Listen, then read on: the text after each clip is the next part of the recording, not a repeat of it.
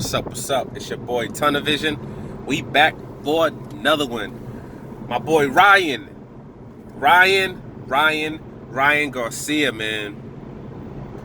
It's time to make that call, man. I think it's time to make that call. This guy, he's one of those young brothers that they're smart. A couple of them got some kind of level of intelligence in them. I think him and Shakur, and they kind of very quickly at a very young age seeing how things are actually going on around them, the reality instead of the perception that's been put out there. And they're getting very, very, very wise to the game and very, very quickly. Like Shakur Stevens. Shakur Stevens, he's not stupid.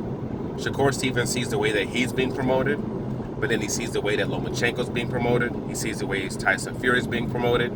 He even sees the way Teofimo Lopez is being pushed. And he sees the lack of push when it comes to him.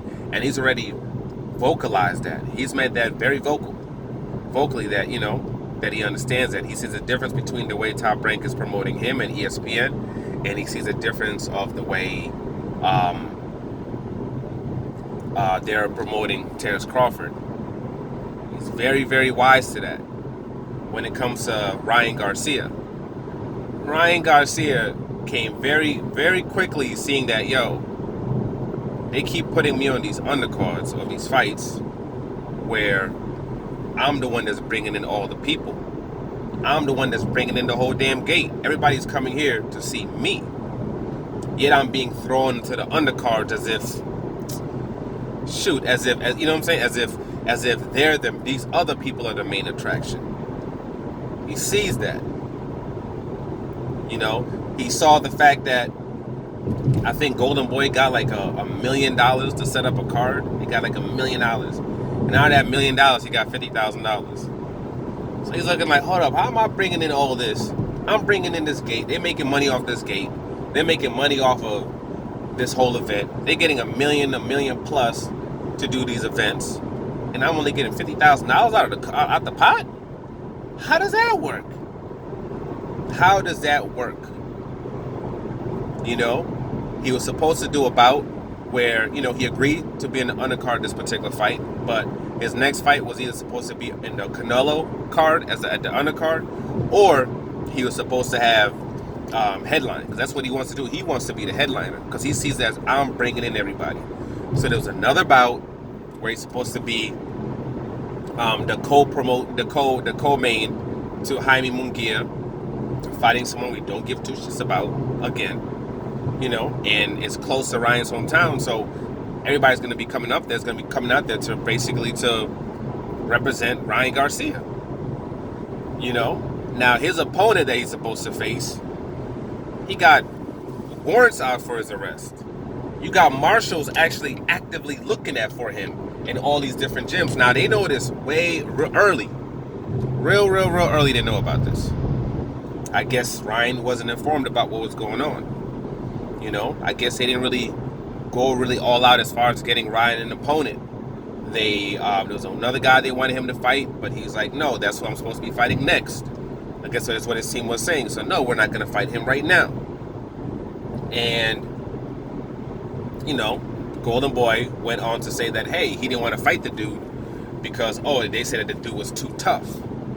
Which I guess that's not what they had said. Not to mention, if you're supposed to be getting paid possibly more money to fight the same guy later, why would you take the same bread to fight this dude now? And you're selling an undercard of this particular fight. So how that went. Then rumors started coming around that, they offered Ryan $1 million to fight this dude on the undercard, which was complete BS as well. And, it seems as if Golden Boy basically just trying to throw Ryan Garcia under the bus. Let's throw Ryan under the bus because of the way he's been talking anyway. Let's not have to give these people these tickets back.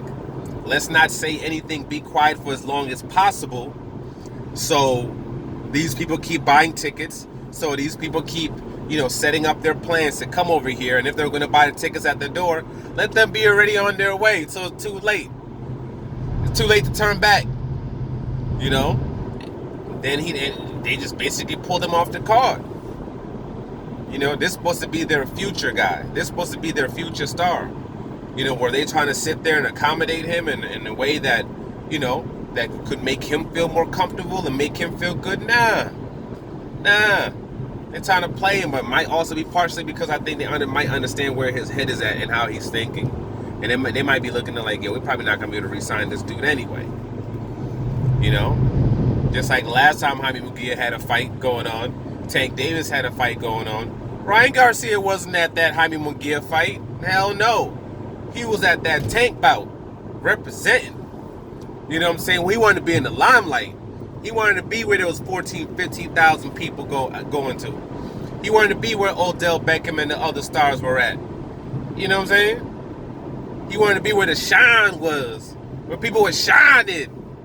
Not that dusty ass event that they had over there with Golden Boy. You know, so at this point, especially if Ryan gets better, the sky's the limit. Right now, he has a lot of work that he has to do. But, I mean, Kell Brook had a lot of work to do previously as well. He was in the amateurs for a long time. Keith Thurman had a long way to the point where he got to become a great fighter.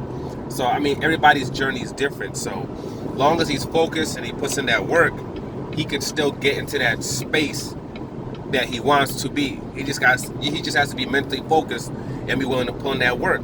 Shakur Stevenson, when he first started his amateur run, it was kind of it was looking a little bit sketchy. Like, this guy's not really what we thought he is. But look what he's blossomed into. So sometimes it just takes a little bit of time. Not to mention Ryan's young. He's just going to start growing into his man strength and everything. So we'll have to see. Plus, he's been messing with the Sonosos or whatever they're called. With Canelo's team, all of a sudden, he's physically changed. I don't know how you gain all that muscle mass in just a couple of months, but it is what it is, you know. But, you know, it must be that meat, that Mexican meat. They must be importing that in for him. But, you know what I mean? But we'll see what happens when it comes to skills. We'll see what happens when it comes to, you know, how he performs in the ring. But, dude, he wants to get out of his situation. Man, you need to do what Andy Ruiz did, man. You need to do what Mikey Garcia did, man. You need to do what Chavez Jr. did, man. All your fellow Mexicano brethren did, which was call Al. You want to get out of that situation that you're in, and you want to expedite it, or find the best path out of that situation where they're pimping you out, you know, and paying you low money while they're pimping you out and stacking up their pockets. You know, I don't know how much they're taking out of Canelo's check. All I know is they said 97% during the lawsuit against Al Heyman. The paperwork that came out was 97% of the money that Golden Boy made, or 93% that Golden Boy made, came from Canelo Alvarez fights. So they have to be taking a huge chunk if they're basically maintaining their company off the back of that man. That means they got it. He's caking up clearly, but they're taking a huge chunk of his check in order to continuously bankroll their company. So Ryan, you don't want to be in that situation. You know what I'm saying? You want to live your best life. You know, do what the rest did. Do what Leo Santa Cruz did. Do what Mares did. Call Al. He'll get you out of your situation. Like, subscribe, share. See you on the next one.